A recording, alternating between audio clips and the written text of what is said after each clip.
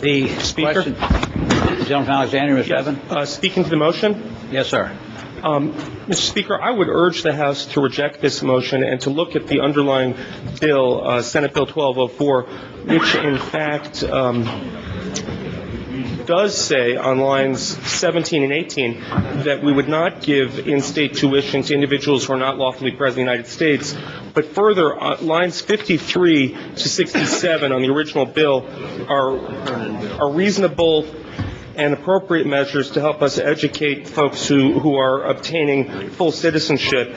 And with regard to the Attorney General's opinion, I would state that that is one opinion, but that attorneys, courts, and others in many other states, the Attorney General or folks in committee cited some California court opinion. But in Oklahoma, Washington, and a number of other states, including Texas, they have similar provisions to what's in this bill, which says that a person can receive in-state tuition if they graduated high school in Virginia, and further, if they had provided an affidavit that they had filed an application to become a permanent resident of the United States and pursuing permanent residency. And just to clarify one fact that was misstated on this floor, one person said last week or the week before that we give illegal aliens in-state tuition in Virginia. And I want to just tell you about one case that came to my office. There's a gentleman named Ernest who's been in this country for, I think, at least 7 years with the temporary protected status granted by the ICE from the United States government, meaning that he is allowed to be here, but it's temporary protected status because of circumstances from his native country. He has a permit to work in the United States and has paid taxes in the United States and paid taxes to the Commonwealth of Virginia for a number of years.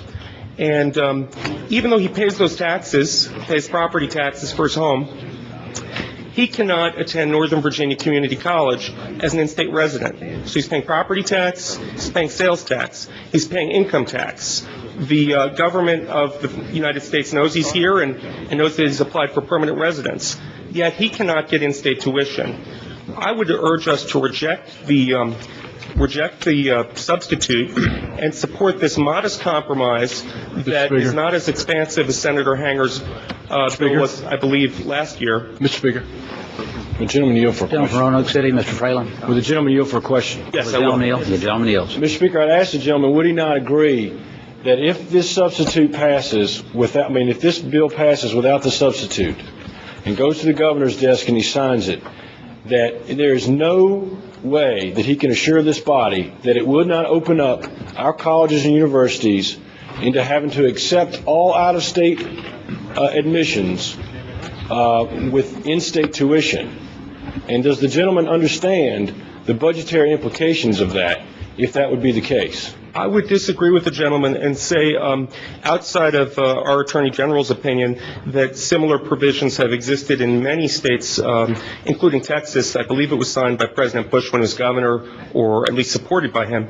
And in fact, that the Attorney General's opinion is not universally accepted at all. Mr. Speaker, would the gentleman yield for an additional question? Gentleman yield.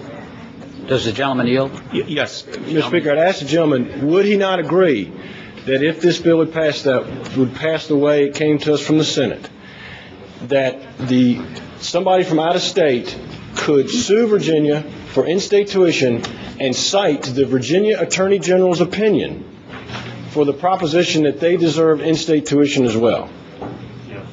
I'm sure that the governor and his counsel would review it carefully, but I would say that people can cite anything the Attorney General says to sue anyone, and whether or not they would succeed is another matter. I say we should pass this bill and hardworking Virginia taxpayers and show that we honor legal immigration, as I have heard stated from the other side of this body, that we seek to honor legal immigration. So if you want to honor those legal immigrants, let them be educated and pay more taxes to Virginia. Reject the substitute. I thank the gentleman.